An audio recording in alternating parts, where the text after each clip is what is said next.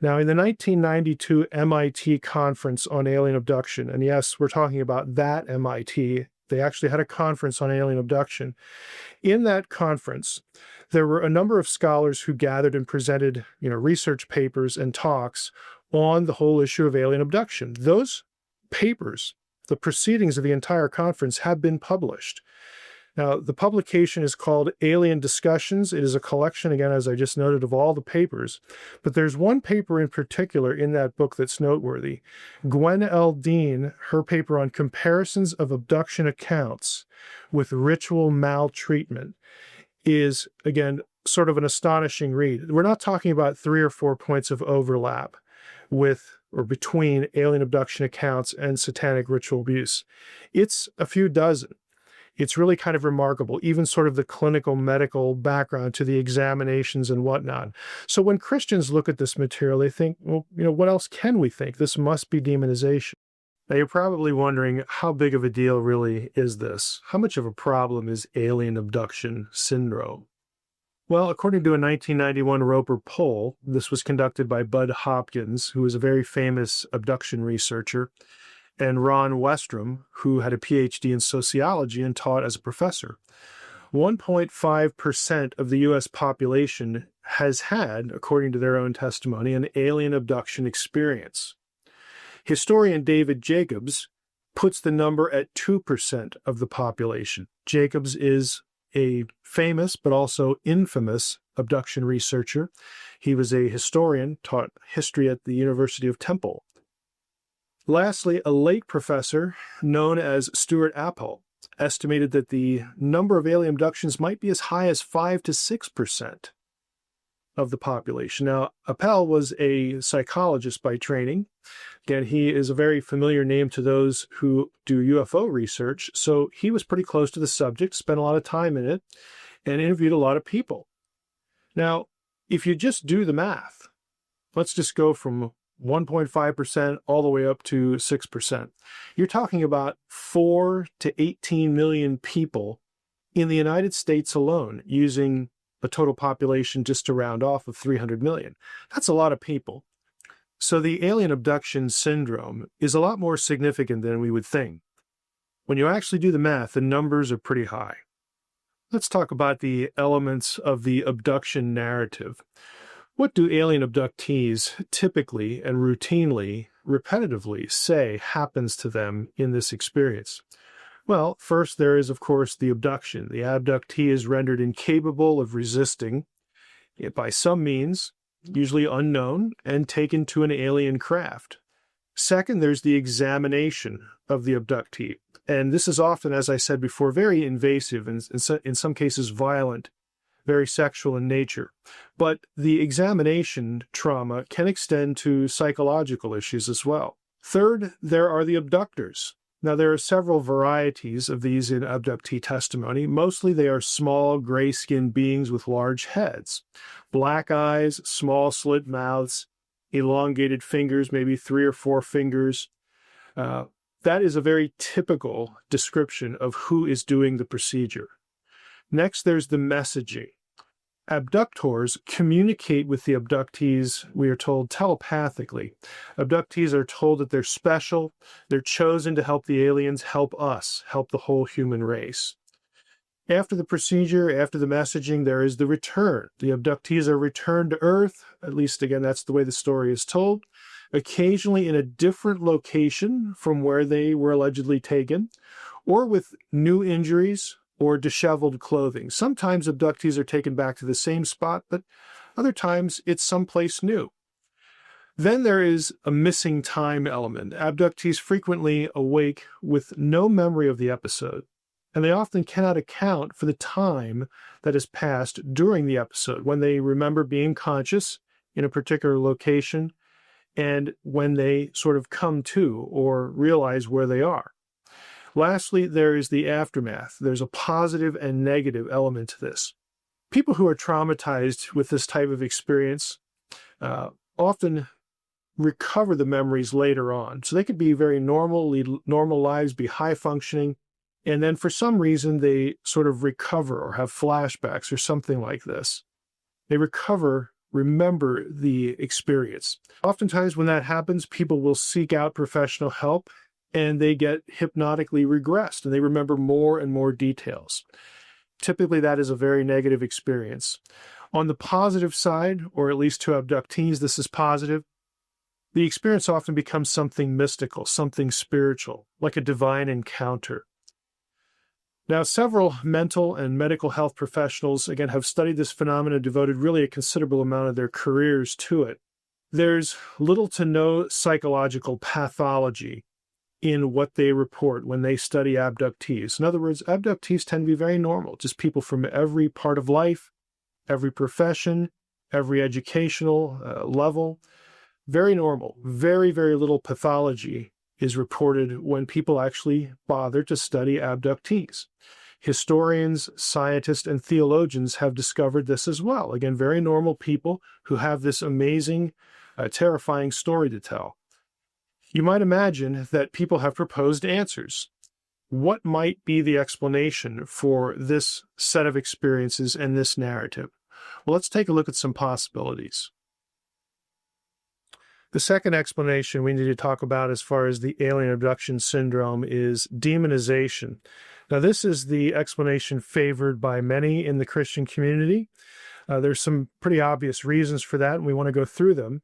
First, given a worldview that includes the reality of the demonic, again, we're talking about the Christian community here, the terrible trauma inflicted on people who experience what we call the alien abduction syndrome, that experience, is certainly going to be viewed as sinister. So this is kind of an understandable association that people would make with what happens to the victim, the person who's traumatized, and the details of it, connecting that to the demonic world. Secondly, the messaging that's associated with the abduction experience is also a pretty big deal. A lot of the content is opposed to Judeo-Christian doctrine, really biblical teaching. And if you actually read the abduction literature, no other religion really seems to be targeted either the way or really at all that Christian thinking is targeted by the messaging. This has been well chronicled by Bill Allner in his book, UFO Cults and the New Millennium. Allner has devoted a lot of his academic experience, his career to this area, and so that book is highly recommended. But the idea of non-human intelligences that may be sort of masquerading as ET and who are very sinister, who are not to be trusted, who have human harm as their intent, is not exclusively put forth by Christians. Now, the best example of this is John Keel's book, UFOs Operation Trojan Horse. Keel became famous for this book and his book on the Mothman, and he attributes very clearly a demonic, sinister backdrop to this whole thing related to alien abduction, and he will use those terms even as a non-Christian. Jacques Vallée is also noted for this in his book, The Messengers of Deception. He has other books that really relate to this whole idea. Vallée has become kind of noteworthy, again, outside the Christian community for being a person who looks at the data, looks at the messaging, and concludes that there's something evil, there's something sinister going on here. Now, he'll talk about the perpetrators of this occasionally in demonic terms, but he'll talk about sort of alien intelligences or interdimensional beings, that sort of thing. But again, to the Christian ear, this sounds very familiar. It sounds very demonic. Now, as far as specific examples of messaging elements that are contrary to Judeo-Christian thinking in the Bible, very quickly, you have the element of monism. This is the idea that all is one. Monism is a denial that there is a firm distinction between a creator and the creation. Everything is one. This makes sort of God either non-personal or part of the material world. That's very contrary to biblical thinking, but very common in abduction narratives and contactee narratives as well.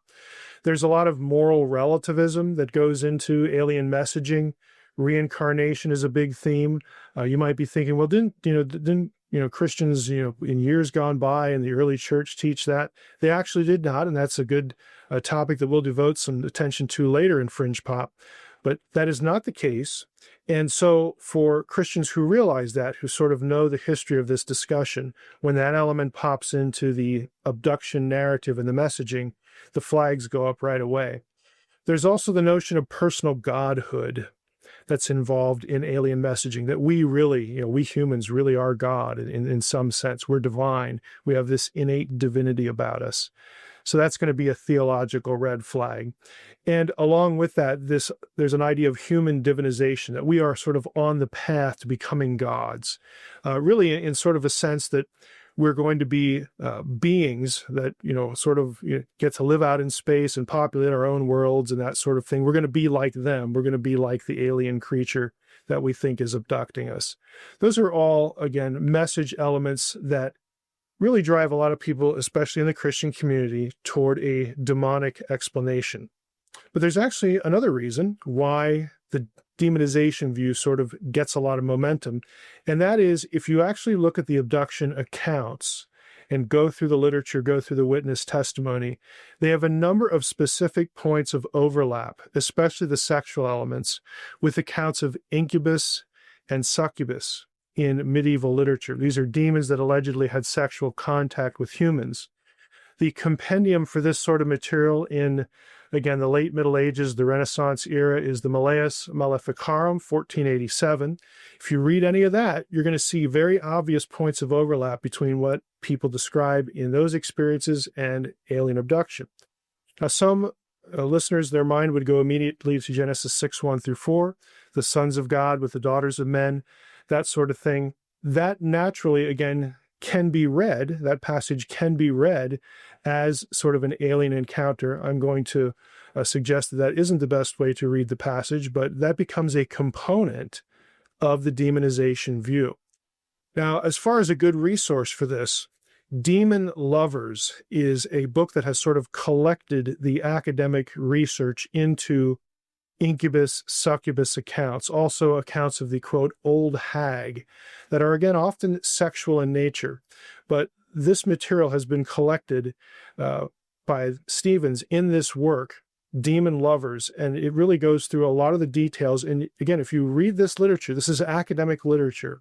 Stevens is a scholar. If you read the literature, you're going to see very clearly that there are demonstrable, specific points of overlap with the alien abduction story.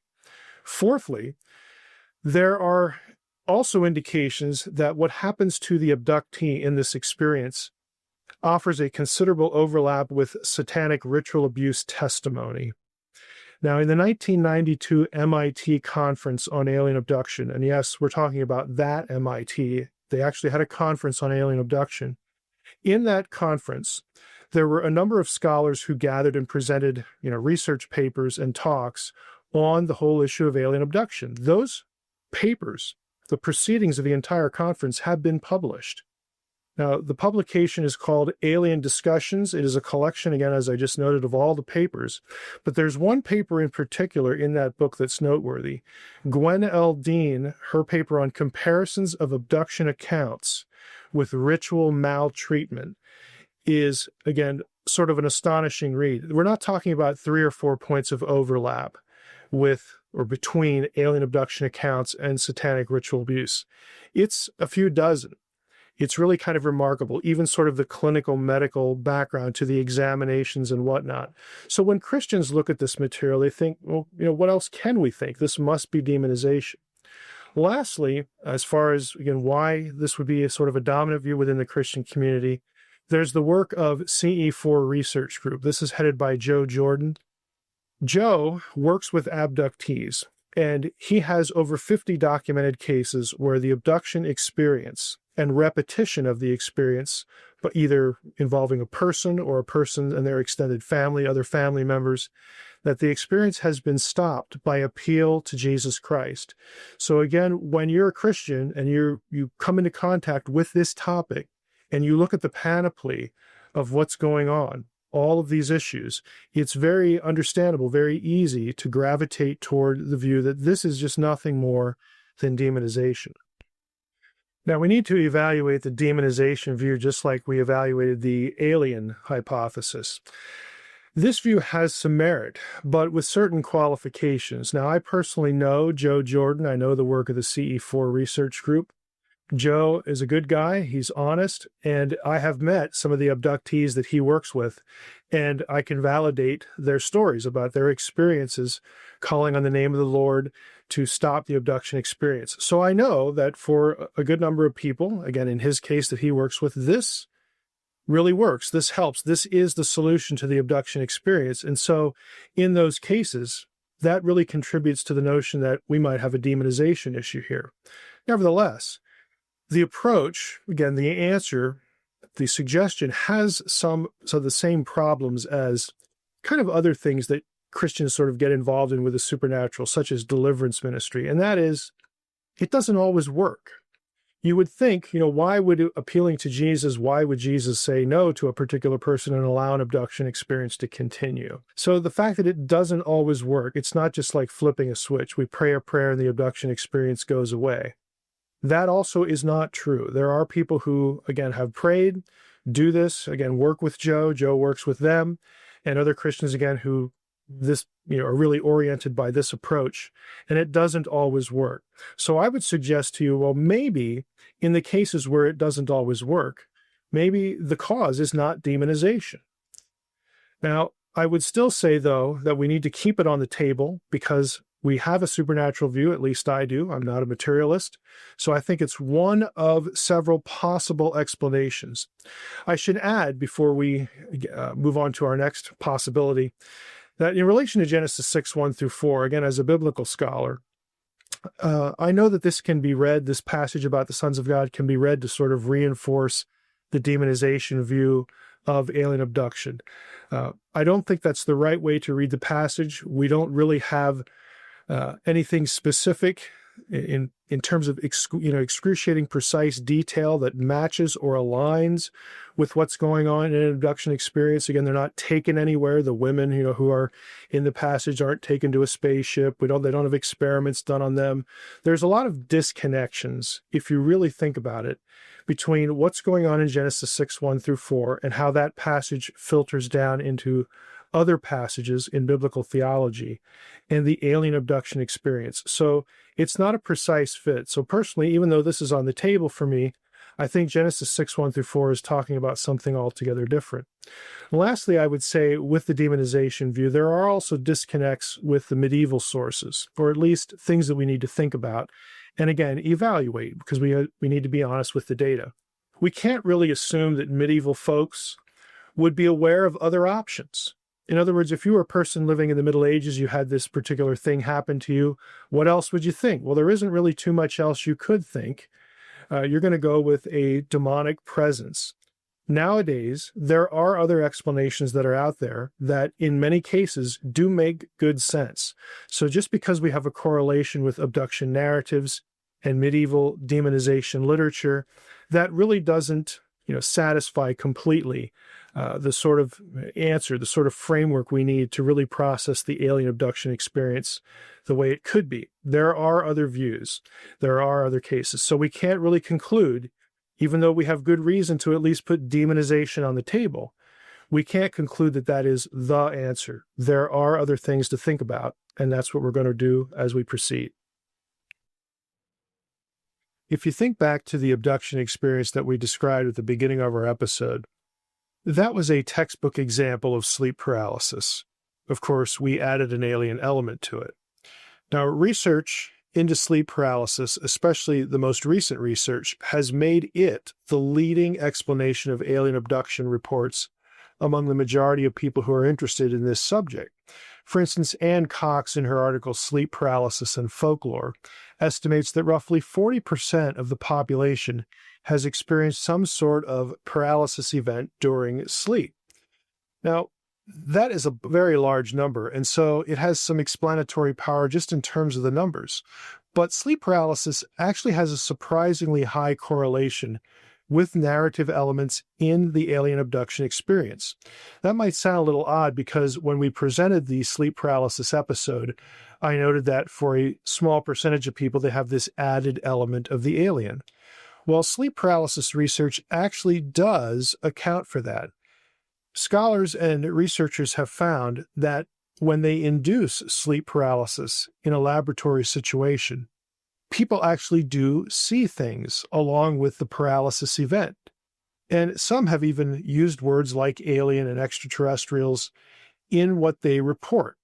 So we have in sleep paralysis something that feels fairly comprehensive for many researchers in how to explain these things. You have the supernatural entities, you have the pressure on the chest, you have sort of touching and probing sensations, you have that tingling sensation going on. You have a number of elements that abductees report.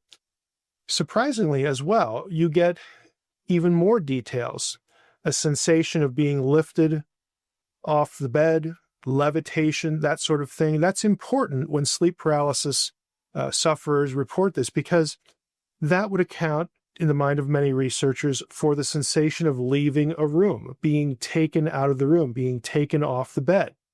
That is, again, a stock element of sleep paralysis, at least for many sufferers. Even out-of-body experiences have been reported during sleep paralysis research and even in instances where it's been induced.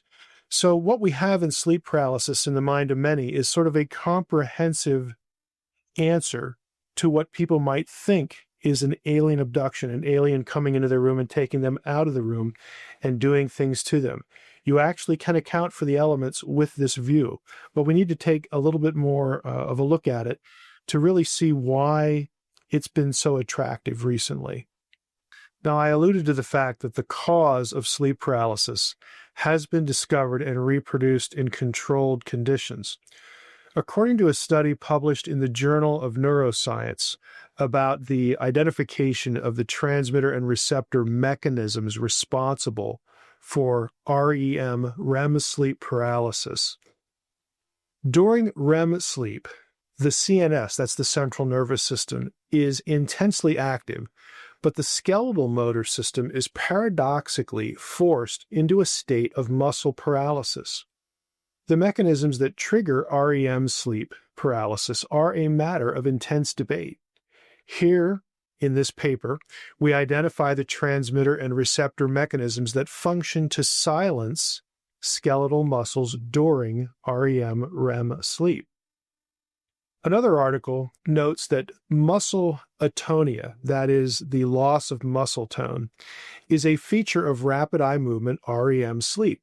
If a person is simultaneously awake and in REM sleep, muscle atonia is experienced as sleep paralysis. In other words, the person is awake but unable to move voluntarily.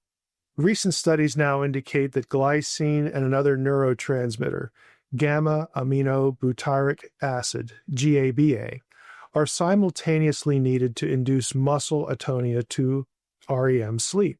This is a natural neurochemical explanation for sleep paralysis, and more importantly, the things that therefore go with sleep paralysis. In other words, if you have sleep paralysis, you are going to, at least many of the sufferers of sleep paralysis, are going to have some of the elements that are sort of the classic alien abduction scenario. And so many researchers look at this, even including seeing shadow people, the sensation of being lifted off the bed, the sensation of having an out-of-body experience, leaving the room. Since the causes for that in many people are known, again, this neurochemical explanation, most researchers would say, look, this is the explanation for alien abduction. It is literally happening in a person's head because of neurochemical transmitters, things going on with the chemistry right there.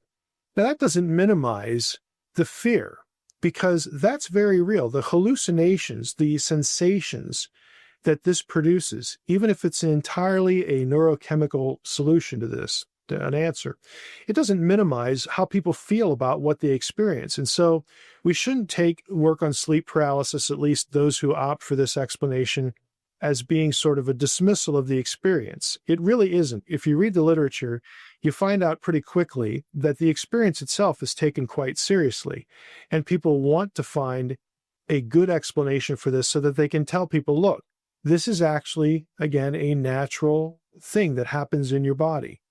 So we don't have aliens in this explanation. We also don't have demons. We have, again, under lab conditions, very specific neurochemical explanations for what's going on. We don't need demons, again, to be coming into the room and having sexual experiences with a person, or of course extraterrestrials.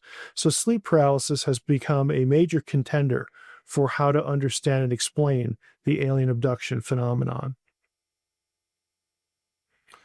The third approach to answering what in the world's going on with alien abduction might sound as bizarre as the alien explanation, and that is mind control and dissociation.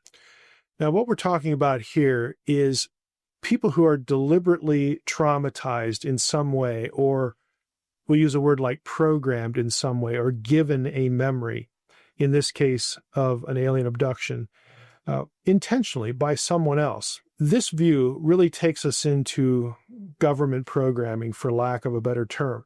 The government actually has a long history of both its own involvement and its interaction with private research involving what is often called mind control. And that isn't a pejorative term that people use to sort of dig at the government. This is terminology that you would find actually in government documentation itself. These are things like drugs, shock treatments, and again, other things that I think we could rightly call abuse, done to people, in some cases knowingly, but in many cases without their knowledge, to induce certain things, induce certain memories, or to program them to do certain things. And the most public example of this is MK Ultra. This was exposed in 1973 in the church hearings. MK Ultra is actually a pretty big deal, and we will have to devote some serious time to it in future episodes of Fringe Pop. But for now, if you wanted to sort of catch up on MK Ultra and the history of our government in these sorts of areas, I recommend the book Brainwash and also the book Mind Wars. Both of these books chronicle the government's involvement in this sort of human experimentation relating to the ability to infect, inflict, change, and program someone's memory. Now, in MK Ultra's case, that one, because of the church hearings, is a little more commonly known. Nowadays, the movie Split would probably take you into familiar territory, but this is deliberate trauma, deliberately doing something to a person to give them a specific memory, or that causes the sort of outgrowth of a specific memory. Now, in the case of many trauma victims, this is a natural brain function. They're traumatized and their brain sort of splits them off. It takes them to a different place. This is what used to be called multiple personality disorder. What we're talking about here more seriously is experimentation done on people specifically to create that.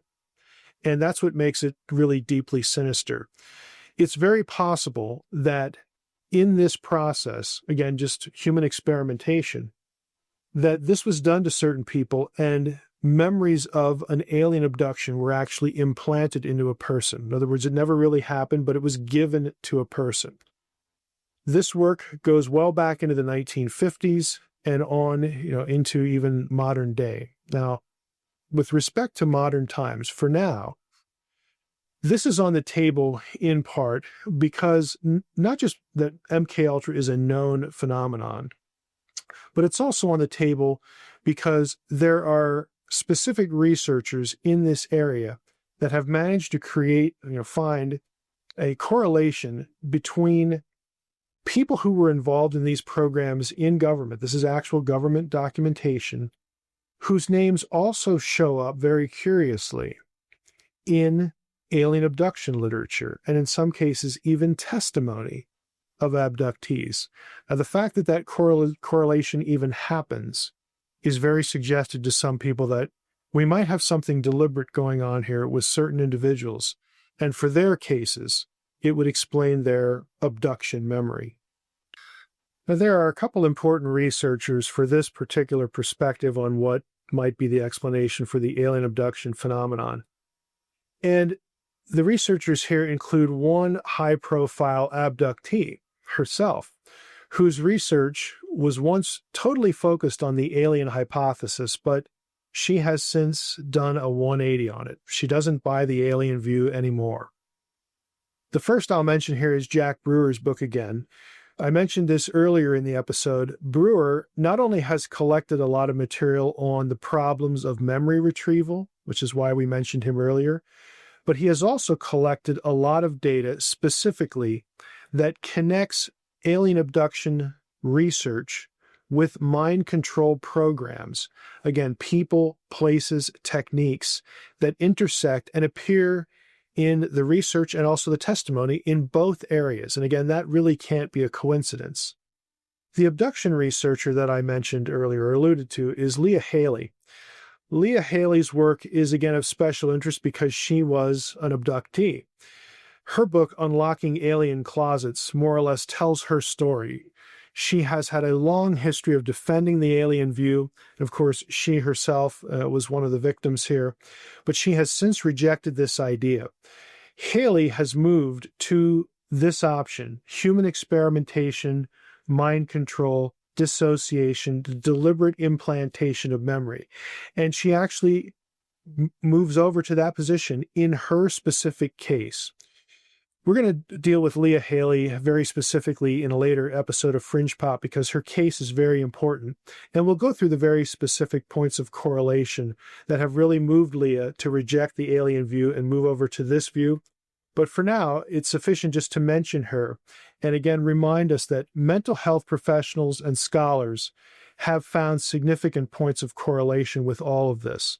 In the academic literature, not just Jack Brewer's book, Leah Haley's book, essentially her testimony, but in the academic professional literature, these associations have also been made. For instance, Susan Marie Powers, her article, Dissociation in Alleged Extraterrestrial Abductees. This was published in Dissociation, Progress in the Dissociative Disorders, part of that book in 1994. Powers also contributed this article, Alien Abduction Narratives, in the book Broken Images, Broken Selves, Dissociative Narratives in Clinical Practice. That was 1997. Elizabeth Loftus is a very familiar, very famous, I think it's fair to say, researcher on memory and these sorts of topics, and she herself has contributed to the alien abduction discussion in her essay of the malleability of memory, planting misinformation in the human mind, a 30-year investigation. This was published in the journal Learning and Memory in 2005.